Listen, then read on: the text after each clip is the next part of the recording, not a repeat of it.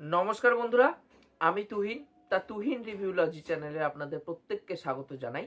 এখন কথা বলবো যে বলিউডের সামোসা ক্রিটিক্স যারা আছে তারা পয়সার পরিবর্তে কি কি করতে পারে, আজকে সেটারই ব্যাপারে কথা বলবো। দেখুন, বিদ্যুৎ জামালের নতুন সিনেমা বেরিয়েছে ক্র্যাক। আমার পার্সোনালি সিনেমাটা দেখা হয়ে ওঠেনি, তার একটাই কারণ যে আমার চ্যানেল থেকে তো এখনো কোনো রেভিনিউ জেনারেট হয় না। এবার সেই জায়গায় দাঁড়িয়ে তো সব সিনেমা হলে গিয়ে দেখতে পারি না, ওটিটিতে অবশ্যই আসলে দেখে রিভিউ করব। দেখুন, আমি সিনেমার কোয়ালিটির ব্যাপারে যাচ্ছি না। যে জিনিসটা ঘটেছে যে বিদ্যুৎ জামালের সিনেমাটা ক্র্যাক, সেটা যেটা মানুষের বেরানোর পর ভালো কেউ রিভিউ দিয়েছে, কেউ খারাপ রিভিউ দিয়েছে। বাট এই সামোসা ক্রিটিক্সের একটা গ্রুপ আছে, একটা চেন আছে। মানে এদেরকে টাকা দিলে আপনার সিনেমাটাকে ভালো বলবে, আপনারা যদি টাকা না দেন তাহলে আপনার সিনেমাটাকে পুরোপুরিভাবে ব্যাশ করে রেখে দেবে। দেখুন, এই যে তারানা দাস বা সুমিত কাদেল, এদের মতন যারা লোকরা আছে, তারা কি করে যে এরা বাজে সিনেমাটাকেও ভালো বলে রিভিউ দিয়ে দেয়। দেখবেন যেসব সিনেমা খুব হাইপ থাকে না, প্রডিউসার বা ডিরেক্টর বুঝে যায় বা অ্যাক্টার্সরা যারা কাজ করেছে তারা বুঝে যায় যে এই সিনেমাটা ভালো চলবে না, তখন কি করে এরা মার্কেটে হাইপ জেনারেট করার জন্য এরা আগের দিন একটা প্রিমিয়ার রেখে দেয়, মানে রিলিজের আগের দিন প্রিমিয়ার রাখার পর ওখানটায় তাদের ইনভাইট করা হয়। এবার সেই ইনভিটেশন অনুযায়ী তারা যায় প্রিমিয়ারে গিয়ে সিনেমাটা দেখে। দেখার পর রাতারাতি রিভিউটা চলে আসে। এবার রিভিউটা আসার পর তখন তারা 5-এর মধ্যে 4, 3, 3.5 এরকম স্টার দিয়ে দেয়। খুব সুন্দর, আউটস্ট্যান্ডিং সিনেমা এরকম বললে তারা রিভিউ দিয়ে দেয়। এবার রিভিউ দেওয়ার পরে কি হচ্ছে, পরবর্তীকালে যখন অডিয়েন্স ওই সিনেমাটা ওই রিভিউর বেসিসে হলে গিয়ে দেখতে চাইছে, তখন গিয়ে দেখছে যে সিনেমার মধ্যে আদৌ কিচ্ছু নেই, কিচ্ছু এমন জিনিস নেই যে তাদের ভালো লাগবে। এন্টারটেইন পর্যন্তও করতে পারে না সেসব কাজ। যেরকম তারানা দাসের মতন লোক বাগি 3 বা এই কি টাইপ, এই যেটা হিরোপান্তি 2, এই টাইপের সিনেমা নাকি তাদের কাছে মাস্টারপিস। যেরকম সত্যমেব জয়তের সময় খুব কথা হয়েছিল যে সত্যমেব জয়তে 2 যখন বেরিয়েছিল, সিনেমাটা আদ্যপ্রান্ত একটা বাজে সিনেমা, কিন্তু দেখুন ওই সিনেমাটাকে 5-এর মধ্যে 4 স্টার দিয়ে দিয়েছিল, খুব সুন্দর একটা রিভিউ দিয়ে দিয়েছিল সিনেমাটাকে। তারপরেই কিন্তু তারানা দাস এক্সপোজ হয়ে গেছিল। সুমিত কাদেল কি করেছে, সেম জিনিস বিদ্যুৎ জামালের ক্ষেত্রে করেছে। বিদ্যুৎ জামালের এই ক্র্যাক সিনেমাটা বেরিয়েছে, এবার বিদ্যুৎ জামাল কি করেছে, ওই যেটা পুরোপুরিভাবে এক্সপোজ করে দিয়েছে। সুমিত কাদেল হয়তো টাকা চেয়েছে বিদ্যুৎ জামালের কাছে, কারণ বিদ্যুৎ জামালের এই সিনেমাটা কিন্তু সুমিত কাদেলের এখান থেকে কোনো রিভিউ আসেনি, সোশ্যাল মিডিয়া কোনো হ্যান্ডেল থেকে। এবার রিভিউ না আসার কারণে সে কি করেছে, হয়তো বিদ্যুৎ জামালের কাছে টাকা ডিমান্ড করেছে, বাট বিদ্যুৎ জামাল সেটা দিতে অস্বীকার করেছে। এবার যার ফলে কি করেছে, সুমিত কাদের সঙ্গে সঙ্গে তাকে ব্লক করে দিয়েছে। এবং এদের যে জিনিসটা হয়, এরা ব্ল্যাকমেল করে আপনাকে, যে আপনার আপনার আপনি যদি টাকা দেন তাহলে আমি ভালো রিভিউ দেবো, টাকা না দিলে কিন্তু খারাপ রিভিউ দিয়ে দেবো, পুরোপুরিভাবে ব্যাশ করে রেখে দেবো। এইভাবে এরা ব্ল্যাকমেলিং করে। বিদ্যুৎ জামাল সেই রাস্তায় হাঁটেনি, আর যার ফলে কি করেছে, পুরোপুরিভাবে ব্লক করে দিয়েছে। এবং বিদ্যুৎ জামাল সেটারই স্ক্রিনশট নিয়ে নিজের মতামত টুইটারে শেয়ার করেছে, যেটা এখন এক্স নামে পরিচিত। সেখানটায় স্ক্রিনশট সহ বলে দিয়েছে।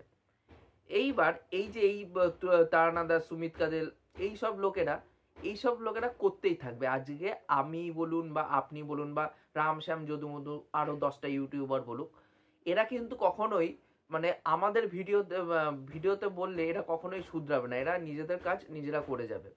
এরা অ্যাকচুয়ালি ট্রেড এক্সপার্ট। এদের কাজ কি, যে বলিউডে কোনো সিনেমা বা অন্যান্য ইন্ডাস্ট্রিতে কোনো সিনেমা আসছে, সেই সব সিনেমার একটা আপডেট দেওয়া, বা এদের যে বক্স অফিস কালেকশন কি হয় সেই বক্স অফিস কালেকশনটা বলে দেওয়া। বাট এইখানটাও কিন্তু এরা জল মেশায়। এই ডাঙ্কির সময় ডাঙ্কি এবং সালা যেই ক্ল্যাশটা খুব নোংরা জায়গায় নিয়ে গেছিল, তা সেই ক্ল্যাশে কি করেছে সুমিত কাদেল, তারানা দাস, এরা যা কালেকশন হচ্ছে তার কালেকশন বাড়িয়ে বাড়িয়ে বাড়িয়ে বাড়িয়ে বলছে। এইবার মেন ঘটনা হচ্ছে, যখন আপনি ওই কালেকশনগুলো দেখবেন, আপনি হয়তো এইসব ব্যাপারে জানেন না, আপনি হয়তো ওটাই বিশ্বাস করবেন আজকে। সেই জন্য আজকে ডাঙ্কি বা সালারের কত যে কালেকশন করেছে, অরিজিনাল কালেকশনটা কিন্তু আজও পর্যন্ত আমি সিরিয়াসলি বিশ্বাস করতে পারিনি। এক এক জায়গায় এক এক রকম ভাবে দেওয়া হয়েছিল বলে আমি কালেকশনগুলো বিশ্বাসই করতে পারিনি। এটা কালেকশনের ক্ষেত্রেও গোলমাল করে। এই কে আর কে সময় অজয় দেবগনের একটা টাইমে প্রচন্ড ঝামেলা বেঁধে গেছিল, যখন ওইটার দিওয়ালির টাইম ছিল, কারণ জোহারের এ দিলে মুশকিল রিলিজ করেছিল এবং অজয় দেবগনের শিবাই সিনেমাটা রিলিজ করেছিল। তা তখন কি হয়েছিল ঘটনাটা হয়েছিল যে কেআরকে অজয় দেবগনের সাথে টাকা ডিমান্ড করে, কিন্তু অজয় দেবগন সেটা দিতে অস্বীকার করে। আর অজয় দেবগন এই জিনিসটাকে পুরোপুরিভাবে এক্সপোজ করে রেখে দিয়েছিল। আর এদের পুরোপুরিভাবে এদের একটা চেন চলে। এরা অ্যাকচুয়ালি সিনেমা কখন রিভিউ করবে, হয় আপনার কাছে ব্যাগ ভর্তি টাকা পাঠিয়ে দিয়েছেন, দেখবে যে অ্যাকাউন্টের ক্রেডিট হয়ে গেছে টাকাটা, তখনই আপনার সিনেমার বাজে সিনেমা হওয়া সত্ত্বেও ভালো রিভিউ করে দেবে। বা এমনও হয় যে যেসব সিনেমা খুব হাইপ থাকে সেই সব সিনেমা তখন তারা রিভিউ করে। দেখবেন না যে সব সিনেমা কিন্তু তারা রিভিউ করছে, সব সিনেমা কিন্তু করছে না। আজকে কিছু সিনেমার স্ক্রিনিং হচ্ছে, কিছু সিনেমার স্ক্রিনিং হচ্ছে না, মানে স্ক্রিনিং প্রত্যেকটা সিনেমারই হয়, কোনো সময় এদেরকে ইনভাইট করা হয়, কোনো সময় হয় না। তাহলে যেই টাইমে ইনভাইট করা হচ্ছে না, যেই সিনেমা সত্যিকারের ভালো সিনেমা, সেই সিনেমাগুলোকে কিন্তু তখন এরা দেখে এসে ভালো রিভিউ দেবে না। আজকে এরা সত্যমেব জয়তে বা বাগি 3 এই টাইপের সিনেমার জন্য ভালো ভালো রিভিউ দিচ্ছে, কারণ টাকাটা অ্যাকাউন্টে ঢুকে যাচ্ছে। কিন্তু এদিকে ভিদু বিনোদ চোপড়া 12th ফেলের মতো যখন সিনেমা আসছে তখন কিন্তু এদের কোনো রিভিউ আসছে না। এটাই হচ্ছে আশ্চর্যজনক ব্যাপার। আর এই জিনিসটা আজকে আমি বলে না, এটা অন্য কেউ ইউটিউবার হলেও কোনোদিন এই জিনিসটা শুধরাবে না। আজকে একটা সময় অজয় দেবগন এক্সপোজ করেছে কেআরকে, আজকে সুমিত কাদেলকে এক্সপোজ করলো ভিদুর জামাল। বাট এরা কিন্তু এইভাবেই কিন্তু মানে নিজেদের ব্যবসাটা চালিয়ে যাবে। যে এদের যে দেখুন, এদের একটা সোশ্যাল মিডিয়াতে রিচ আছে, ওখান থেকে তো কিছু ইনকাম তো করছে। এবার করার পর কি হচ্ছে, এরা যখন একটা সিনেমার যখন হাইপ থাকছে না, প্রডিউসারের ঘর থেকে টাকা পাঠানো হচ্ছে, তখন এরা ভাবছে কি যে এই যেই টাকাটা প্রডিউসারের ঘর থেকে পাঠানো হচ্ছে, এটা তো আমাদের উপরই কামাই। তাহলে আমরা ভালো হোক খারাপ হোক আমাদের দেখার দরকার নেই, আমরা যেটা টাকাটাই এসছে যেইভাবে প্রডিউসার শিখিয়ে দিয়েছে সেইভাবেই আমরা অনলাইনে একটা রিভিউ শেয়ার করে দেবো। তাহলে এই অনুযায়ী মার্কেটে বাজ তৈরি হবে, সিনেমা চলবে। তা যদি এরকম করে এরা বাজ ক্রিয়েটও করতে যায়, এদের একদিন বা 2 দিন এদের সিনেমা হয়তো এইসব যেসব খাজা সিনেমা সেসব 1-2 দিনের জন্য চলবে, 3 দিনের দিন থেকে ধরাস করে মাটিতে পড়ে যাবে। আর এগুলো প্রমাণিত, এইসব জলজ্যান্ত প্রমাণিত, এগুলো পুরোপুরিভাবে, এটা আমি বলছি না, এটা সোশ্যাল মিডিয়ায় ঘাটলেই আপনি পেয়ে যাবেন।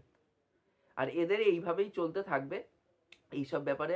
আর কি বলবো বলুন, এইগুলো মানে এগুলো এটা একটা মাফিয়া হয়ে বসেছে পুরোপুরিভাবে।